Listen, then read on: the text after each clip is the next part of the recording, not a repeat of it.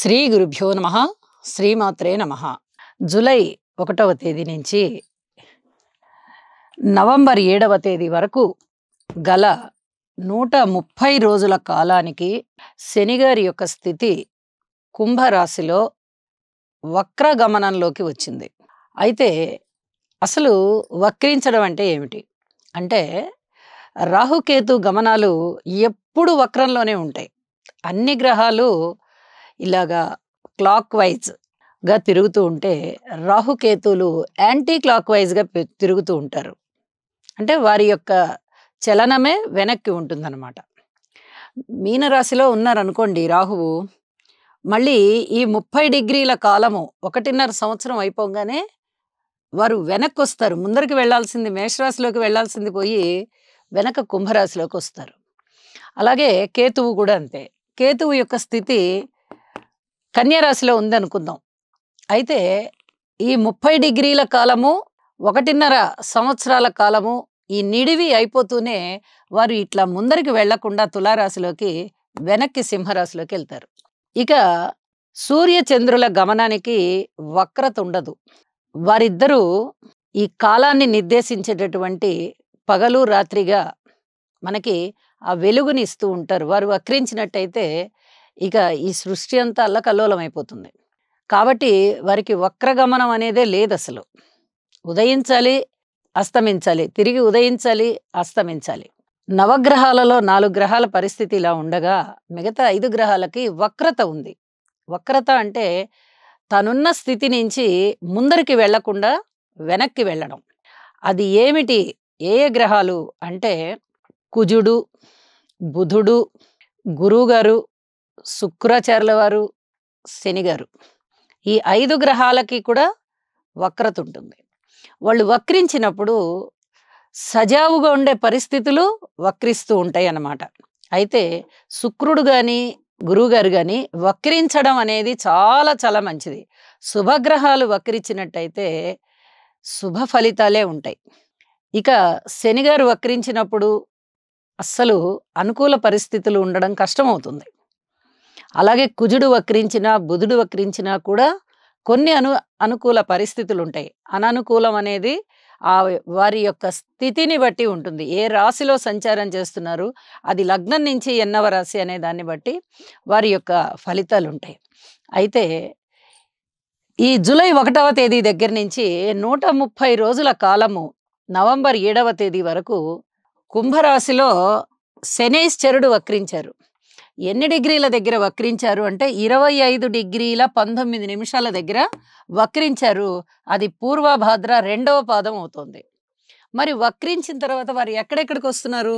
పూర్వభాద్ర 1వ పాదము, శతభిషం 4వ పాదం వెనక్కి వస్తున్నారు. అంటే ఇక్కడ ఇంచుమించుగా 6 డిగ్రీలు వక్రించున్నారు. మరి ఈ శతభిష నక్షత్రం 4వ పాదము 18 డిగ్రీల 39 నిమిషాల దగ్గర నుంచి మళ్ళీ తిరిగి రుజుమార్గంలోకి వెళ్తారు. శతభిషం, పూర్వభాద్ర 1, 2, 3 పాదాలు, అలాగే పూర్వభాద్ర 4వ పాదము, ఉత్తరాభాద్ర 4 పాదాలు, రేవతి 4 పాదాలు. ఆ మిగతా 9 పాదాలు కూడా మీనరాశిలోకి వెళ్ళిపోయి ఉంటారు శనిగారు. ఇక 6 డిగ్రీల నిడివి కలిగినటువంటి ఈ కుంభరాశిలో ఆ సమయంలో వక్రించి ఉండంగా ఎటువంటి ఫలితాలు ఉంటాయి అంటే శనీశ్చరుడు మందగ్రహం, కుంభరాశి చరరాశి, వాయుతత్వ రాశి, అలాగే వీరు మందుడు.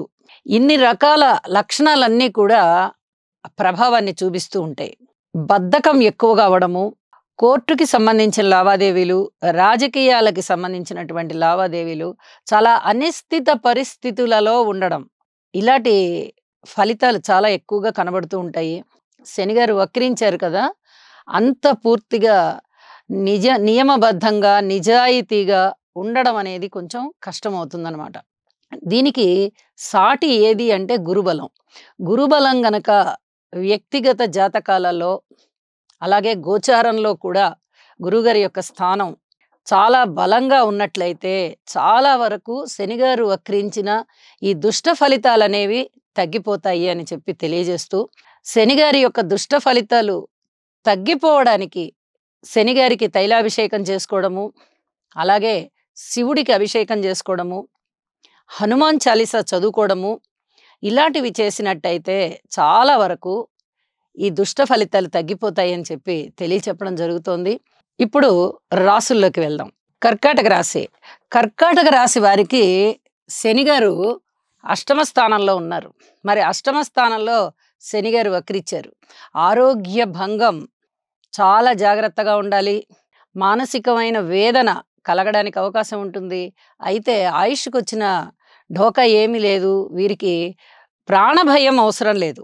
కాస్త అనారోగ్యం కలిగినంత మాత్రాన ఏదో ప్రాణభయం అండి, మాకింక మేము చనిపోతామా, ఇంక మాకు మరణం ఆసన్నం అయిపోయిందా అని చాలామంది భయపడిపోతూ ఉంటారు. ఏం భయం పడాల్సిన అవసరం లేదు.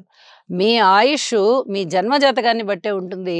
మీ భార్యాబిడ్డల్ని బట్టి, లేదా భర్త గారిని బట్టి, లేదా తల్లిదండ్రుల్ని బట్టి, ఇలా ఎవరో ఒకళ్ళు చేసుకున్న పుణ్యం వల్ల మీ ఆయుష్ పెరగడానికి కూడా అవకాశం ఉంది. కాబట్టి మీరు ప్రాణగండం గురించి ఏమాత్రం ఆలోచించొద్దు.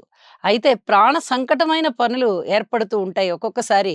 ఇక్కడ అష్టమ స్థానంలో శనిగారి యొక్క సంచారము మీకు ఆయుష్‌ని బాగా గట్టిగా ఇస్తోంది. అలాగే రాజకీయంగా మీకు తెలివితేటలను ఇస్తోంది. చూపు సప్తమం వైపు ఉంది కాబట్టి పబ్లిక్ రిలేషన్‌ని ఇస్తోంది.